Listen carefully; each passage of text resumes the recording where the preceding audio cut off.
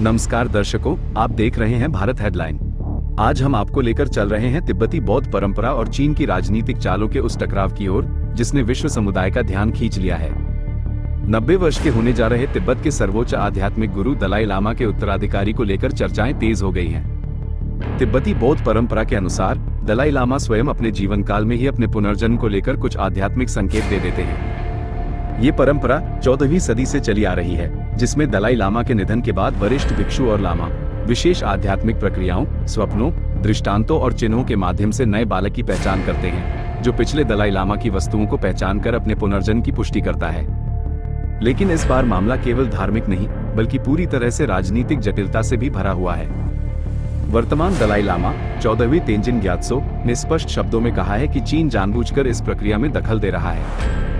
Beijing चाहता है कि अगला दलाई लामा चीन के कब्जे वाले तिब्बत से ही हो, ताकि तिब्बती आस्था को नियंत्रित किया जा सके और बौद्ध मान्यताएं चीन की ओर झुकी रहें। चीन गोल्डन ऊन मेथड की बात कर रहा है, जो 1793 में किंग राजवंश द्वारा अपनाया गया था। इस पद्धति में स्वर्ण कलश में उम्मीदवारों के नाम रखकर उनमें से एक को चुना जाता है, लेकिन तिब्बती समुदाय और खुद दलाई लामा ने इसे खारिज किया है। दलाई लामा ने दो टूक कहा है कि उत्तराधिकारी को चुनने का अधिकार सिर्फ तिब्बती लोग और गादेन फोर्डरन ट्रस्ट को है, न कि चीन को।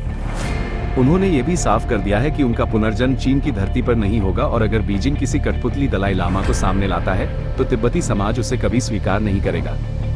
साल 2015 में स्थापित गादेन फोर्डरन ट्रस्ट को इसी जिम्मेदारी के लिए तैयार किया गया है, ताकि भविष्य में पुनर्जन्म की पारंपरिक प्रक्रिया बिना किसी बाहरी हस्तक्षेप के पूरी हो सके। 1959 में जब चीन ने तिब्बत पर कब्जा कर लिया, तब दलाई लामा सहित हजारों तिब्बती बौद्ध भारत की शरण में आ गए। आज भारत में लगभग 1 लाख से अधिक तिब्बती शरणार्थी हैं, जिनमें से बड़ी संख्या हिमाचल प्रदेश के धर्मशाला में रहती है। भारत सरकार भले ही खुलकर चीन का विरोध न करती हो, लेकिन दलाई लामा की उपस्थिति भारत के लिए एक कूटनीतिक संदेश है। दिल्ली में चीन के दूतावास के सामने तिब्बती लोग लगातार प्रदर्शन करते हैं और अपने धर्म व संस्कृति की रक्षा के लिए आवाज उठाते हैं।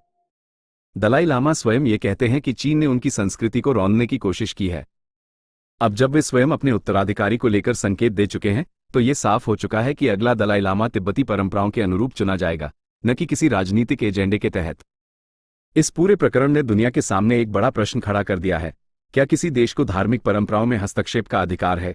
और अगर वह करता है, तो क्या ये केवल एक धर्म पर हमला है, या फिर पूरे विश्व की धार्मिक स्वतंत्रता पर चुनौती?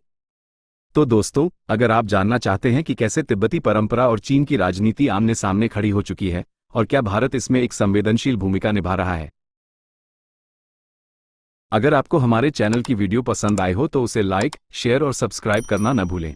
वीडियो को अंत तक देखने के लिए आपका धन्यवाद।